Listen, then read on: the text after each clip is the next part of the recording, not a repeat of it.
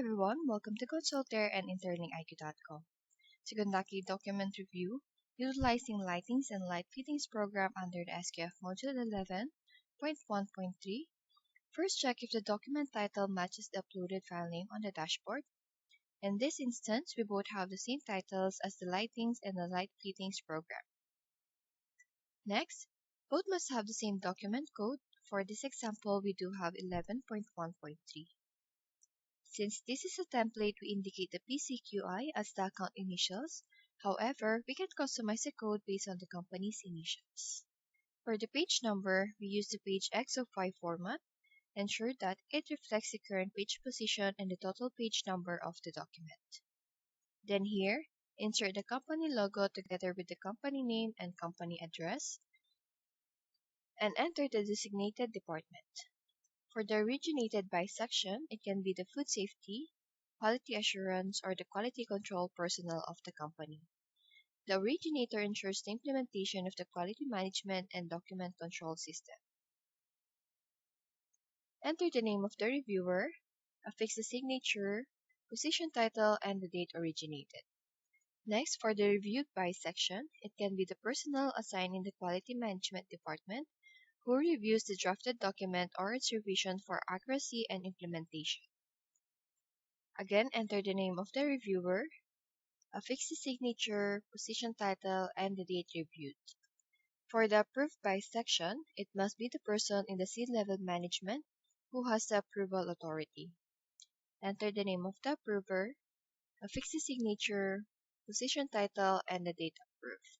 Next, for the revision date, it is the same as the date originated or drafted by the author. Next, effective date. It is the date the document was signed and approved. Publication date is when the document is published for distribution and initiated personal training. Implementation date is when the document is distributed and personal training is completed. For the supersedes, put original for the initial issuance of the document. For any revisions, reflect the initial revision date before the current revision. And please be reminded that this section must be properly filled out to be compliant. Now we will focus on the components of the program. First we have is the purpose. The purpose is the implementation of any certification standard or compliance with a regulatory requirement. For this program, it is for the implementation with the SQF Module 2 Edition 9 for food manufacturing under Clause 11.1.3. First one, we have to implement SQF 11.1.3.1, lighting in food processing and handling areas and at inspection station shall be appropriate intensity to enable the staff to carry out their tasks efficiently and effectively, and shall comply with local light intensity regulations or industry standards. Next, to implement SQF 11.1.3.2, light fixture in processing areas, inspection stations, ingredient and manufactured with shatterproof covering or fitted with protective cover and recessed into a fitted flush with the ceiling, where fixture cannot be recessed. Structures must be protected from accidental breakage, manufactured from cleanable materials, and addresses in the cleaning and sanitation program. To implement SQF 11.1.3.3, light fixture in the warehouse or other areas where the product is covered or otherwise protected shall be designed to prevent breakage and product contamination. Second, we have the scope. The scope of the program is based on the purpose and serve as a guide in defining and describing the layout of the procedure. And we have here the lightings and the light fittings. Third is the policy. The policies are the rules set by the company as their implementation guide. Under this, we have the adequate light intensity is provided for processing operation, cleaning, and inspection tasks. Next, light fittings in food processing and handling areas are fitted with protective covers or shatterproof lights. Fourth, we have the procedure. The procedure is a step-by-step process and the actual implementation of the policy. First one, we have the lightings and the light fittings. And under this, we have to provide adequate lighting in hand washing areas, dressing and locker rooms, and toilet rooms, and in all areas where food is examined, processed, or stored. and where equipment or utensils are cleaned. You may also ensure the lighting provide minimum lux or foot candle intensity as prescribed by applicable legislation or, in absence, meet good manufacturing best practices appropriate to the commodity being processed. In general, processing and food handling areas are illuminated at minimum of 200 lux or 18.55 feet. Inspection areas required higher illumination, 500 lux, is generally recommended. At least 540 lux at the surface where a food employee is working with food or utensils or equipment such as knives, slicers, grinders, or saws, where employee safety is a factor. Next, provide safety type light bulbs, fixtures, skylight, or other glass suspended over exposed food in any type of preparation, or otherwise protect against food contamination in case of glass breakage. First, install a shutter-proof light or light fittings with protective covers in food processing and handling areas. Next, keep documentation on file, including specification from manufacturer with a description of the product. Recess the light into the ceiling where possible or have it fit flush to the ceiling where the light fittings cannot be recessed.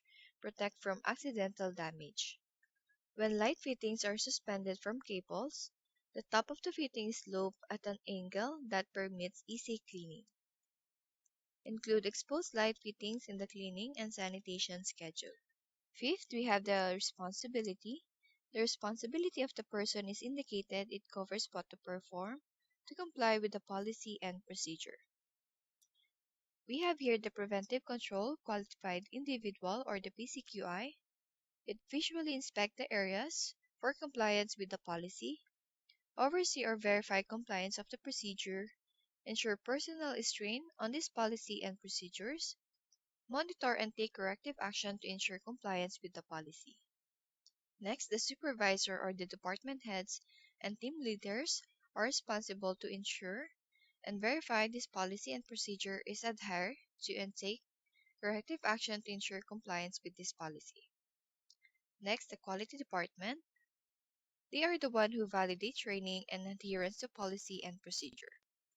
Monitor and document nonconformance observation is also known as discrepancy using corrective action, preventive action, or the CAPA report. Document control records and archive. Next, we have the maintenance. Ensures compliance to the required standards when installing light fixtures. Six, Six, we have the corrective action. The corrective action is the process of taking appropriate steps to eliminate causes of nonconformities or other undesirable situation. The first one is to train all personnel on this policy and reference SSOPs. Next, noncompliance will require retraining and performance evaluation. 7, we have the review quality. The review quality or the review section serve as a guidelines for conducting the annual or periodic review. Under this, we have the annual review of compliance through observation of the following. Lighting intensity is sufficient in food processing areas. Lighting intensity is sufficient at inspection stations. Lighting intensity is sufficient in warehousing and storage areas. Light fixtures are shutterproof or protected and pose no threat to product safety. Light fittings are intact, there is no sign of breakage. Light fittings are clean and part of regular cleaning regime. Reference documents are the set of documents used to implement and monitor a program, policy, and procedure.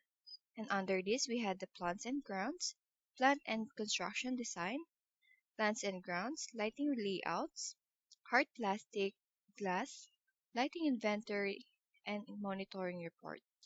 Ninth is the references. The reference section is composed of a guides utilized to implement the program. Examples are the certification guide, regulations, and other widely accepted scientific journals, research, and the like. And under this, we have the SQF Standard Edition 9 for Food Manufacturing Section 11.1.3, Lighting and Light Fittings. Next, 21 CFR 111, Current Good Manufacturing Practice in Manufacturing, Packing, or Holding Human Food. Next, U.S. Public Health Service, U.S. FDA Food Code Chapter 6, Physical and Facilities. Lastly, we have the history. The history section is where we can update the program if there are any changes or revision made in the document. If there is a revision, enter the revision number, the revision date, the description of change made, the author or the originator name, and the title and the department of the originator or the author. Thank you for participating in this document review. Content presented are for training purposes only and are based on the interpretation of standards and best practices and must be customized for your intended use. To fully customize your programs, policies, procedures, forms for records, and lessons for training, you may contact Interlink IQ or Consultor Inc. at services@interlinkiq.com or simply call 202-982-3002. And for free access, you may visit interlinkiq.com. Thank you for participating in this document review. Content presented are for training purposes only and are based on interpretations of standards and best practices and must be customized for your intended use. To fully customize your programs, policies, procedures, forms for records, and lessons for training, you may contact Interlink IQ or Consultor Inc. at services@interlinkiq.com or simply call 202-982-3002. For free access, visit interlinkiq.com.